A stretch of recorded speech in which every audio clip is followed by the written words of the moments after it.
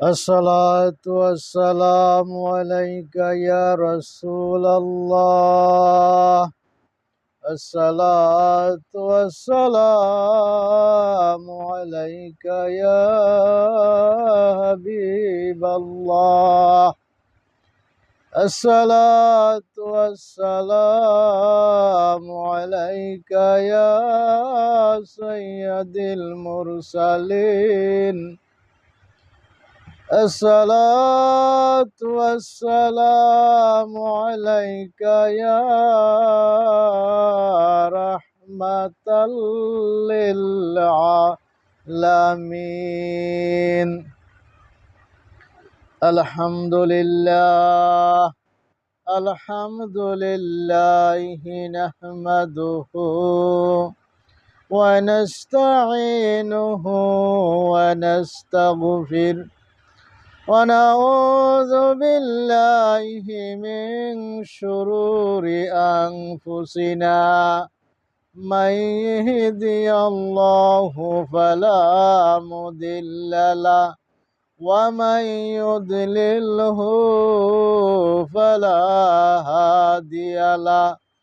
ونشهد أن لا إله إلا الله وأن محمدا عبده ورسوله. وما أرسلناك إلا رحمة للعالمين. إن الله وملائكته يصلون على النبي يا أيها الذين آمنوا صلوا عليه وسلموا تسليما. اللهم صل على سيدنا محمد. اللهم صل على سيدنا محمد نبينا شفيعنا مولانا মুহাম্মদ দয়াল নবীর আগমনে জগৎ করলেন নূরানি। দয়াল নবীর আগমনে জগৎ করলেন নূরানি। পাক কদমে সালাম জানায় জংলার বাগার হরিণী। আল্লাহুম্মা সাল্লি আলা سيدنا محمد نبينا شفيعنا مولانا মুহাম্মদ। সমস্ত প্রশংসা ওই মহান রব্বুল আলামিনের দরবারে, যিনি তামাম জাহানের সৃষ্টির সেরা আশরাফুল মুখলুকাত হিসাবে আমাদেরকে পৃথিবীতে প্রেরণ করেছেন। রব্বুল আলামিন দয়া মায়া করে আমাদেরকে আখিরি যমুনার নবী মুহাম্মদুর রাসূলুল্লাহ সাল্লাল্লাহু আলাইহি ওয়াসাল্লামের উম্মত হিসাবে প্রেরণ করেছেন। ওই মহান রব্বুল আলামিনের দরবারে শুকরিয়া জানাই আলহামদুলিল্লাহ। ভাইরা আমার, বাবাজিরা আমার, গভীর মনোযোগ সহকারে শুনে আল্লাহ পাক রাব্বুল আলামিনের কালামুল্লাহ শরীফ থেকে আমি সূরা আম্বিয়া থেকে একখানা ছোট্ট আয়াত তেলাওয়াত করেছি। এই আয়াতের ব্যাখ্যা যতটুকু বলতে পারে আল্লাহ পাক রাব্বুল আলামিন যতটুকু বলার মতো তৌফিক দিয়ে আমি বলতে চেষ্টা করব। আয়াতটা হইল ওয়ামা আরসালনাকা ইল্লা রাহমাতাল লিল আলামিন। ভাইরা আমার, বাবাজিরা আমার, আল্লাহ পাক কালামুল্লাহ শরীফে ঘোষণা করে দিয়েছেন, বন্ধু গো, ও আমার দুস্থ পিয়ারে হাবিব, আমি আপনাকে তামাম জাহানের রহমত স্বরূপ প্রেরণ করে দুনিয়াতে পাঠাইছি, মাওলায়ে করিম বলিয়া দিয়েছেন। ভাইরা আমার, এমন নবীর উম্মত হইছি আমরা, এমন নবী আমরা পেয়েছি, কোনোদিন আল্লাহ রাব্বুল আলামিনের দরবারে আমরা কিন্তু আরজি করি নাই, কোনো দরখাস্ত করি নাই। আল্লাহ পাক রাব্বুল আলামিন দয়া করে মায়া করে আমাদেরকে এমন একজন নবীর উম্মত হিসাবে প্রেরণ করেছেন ওই মহান রাব্বুল আলামিনের দরবারে। আমরা এই কারণে আরেকবার শুকরিয়া জানাই, আলহামদুলিল্লাহ। ভাইরা আমার, বাবাজিরা আমার, আল্লাহ পাক কালামুল্লাহ শরীফ পৃথিবীতে সৃষ্টি করেছেন আমার নবীর উপরে। আমার নবীজি এমন সুন্দরভাবে তেলাওয়াত করিতেন কোরআন শরীফ, এমন সুন্দরভাবে বিশুদ্ধভাবে কোরআন শরীফ তেলাওয়াত করতেন কাবা ঘরের ভিতরে। ভাইরা আমার, বাবাজিরা আমার, ওই সময় আমার নবী যখন কোরআন তেলাওয়াত করিতেন, মক্কাবাসী কাফিরেরা আবু জাহেল, আবু লাহাব, সাইবা, উতবা তারা ছিলেন ওই সময় ওই এলাকার মক্কা নগরের বিশাল নেতা ছিল। তারা ছিল নবীজির বিরুদ্ধে, সব সময় নবীজির বিরুদ্ধে তারা চলতেন, বিরুদ্ধে তারা আক্রমণ করতেন। যত কিছু সমস্যা দেখা দেই গো, আমার দয়াল নবীজি, মায়ার নবীজির বিরুদ্ধে তারা কিন্তু সব সময় লেগে থাকতেন। আমার দয়াল নবী, মায়ার নবী যখন কোরআন তেলাওয়াত করতেন, তারা কিন্তু পলায়ে পলায়ে শুনতেন, লুকিয়ে লুকিয়ে শুনতেন। তারপরে কিন্তু নবীজির কোরআন শরীফ শুনতে তাদের কাছে ভালো লাগতো। ভালো লাগার পরও তারা কিন্তু দুনিয়াবি নেতাগিরি চাইরা আমার নবীর কাছে আসতো না, দুনিয়ার মহব্বতে, দুনিয়ার ভাবে, দুনিয়ার নেতাগিরির উদ্দেশ্যে। ভাইরা আমার, বাবাজিরা আমার, ওরা সিদ্ধান্ত করলেন আমার দয়ার নবী, মায়ার নবী যখন কাবা ঘরে কোরআন তেলাওয়াত করতেন, কোরআন তেলাওয়াত করার সময় তারা চুপে চুপে শুনতেন, তারা শুনে শুনে মজা পাইতেন, তারা শুনে শুনে চুপে চুপে শুনতেন। শোনার পরে তারা একদিন গোল মিটিং করলেন, আবু জাহেল, আবুল আহাব, সাইবা, উতবা, এমনকি যত কাফেরের গোষ্ঠীরা ছিল সকলকে ডাকিয়ে নিয়ে আবু জাহেল একটা মিটিং করলেন। মিটিং এ বলা হলো, যদি কোনো লোক ওই আমার দয়ার নবী, মায়ের নবী যখন কোরআন তেলাওয়াত করতেন কাবা গৃহে, হ্যাঁ, তারা এই সম্বন্ধে আলোচনা করতে লাগলেন, যদি কোনোদিন আমি দেখি মুহাম্মদ কোরআন তেলাওয়াত করতেছে কাবা ঘরে, তোমরা যদি গিয়া শুনো, তাইলে তোমাদেরকে আমি কঠিন বিচার করব। এইভাবে তারা সিদ্ধান্ত নিলেন, সিদ্ধান্ত করে মিটিং ভাঙলেন। মিটিং ভাঙ্গার পরে আবু জাহেল চিন্তা করলেন, আজকে তো আমার সুযোগ যায়, কারণ আজকে মোহাম্মদ একা কোরআন তেলাওয়াত করবে, আমি আবু জাহেল একা একা কোরআন তেলাওয়াত শুনবো, মন ভরে কোরআন তেলাওয়াত শুনবো, আর কেউ আনবে না, আর কেউ এখানে আসবে না শোনার জন্য, কারণ আমি সকলকে নিষেধ করে দিয়েছি। এই ভাবনা করে আবু জাহেল কি করলেন, নবীজি কোরআন তেলাওয়াত শুরু করে দিলেন।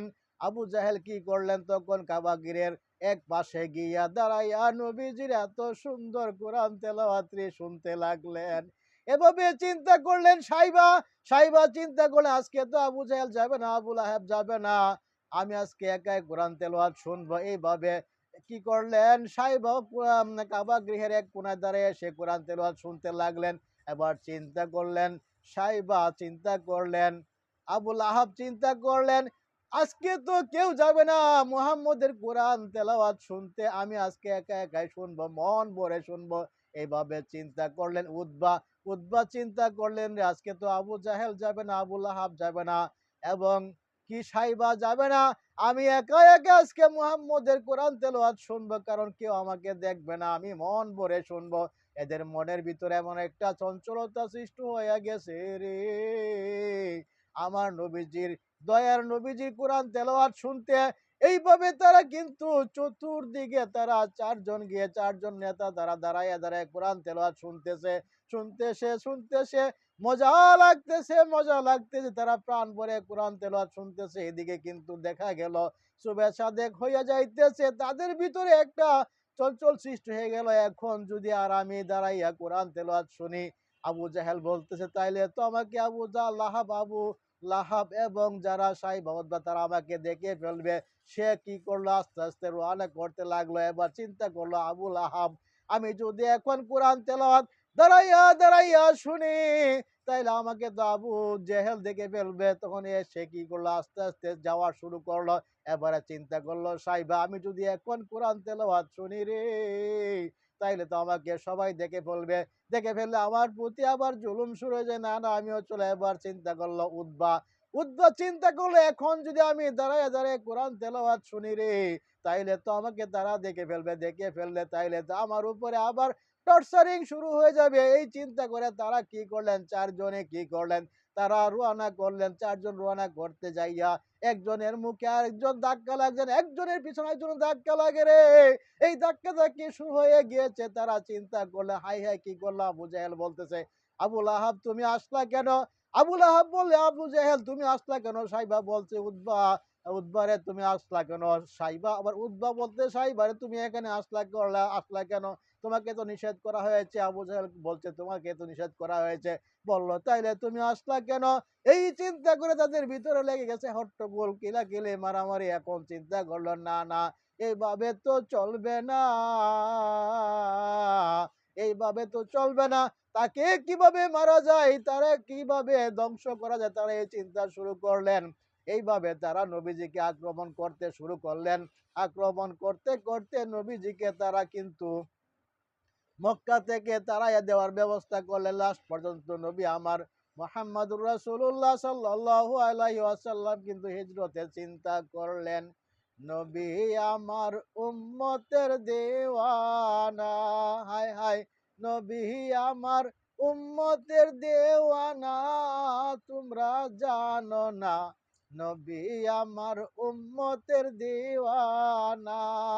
ওরে নবী আমার পরশমণি, নবী আমার সোনার কনি, নবী ছাড়া কেউ মুক্তি পাবে না, তোমরা জানো না, নবী আমার উম্মতের দেওয়ানা, হায় হায়, নবী আমার উম্মতের দেওয়ানা, তোমরা জানো না, নবী আমার উম্মতের দিওয়ানা, হায় হায়, মুর্শিদ আমার মুরিদের দিওয়ানা, তোমরা জানো না, মুর্শিদ আমার মুরিদের দিওয়ানা।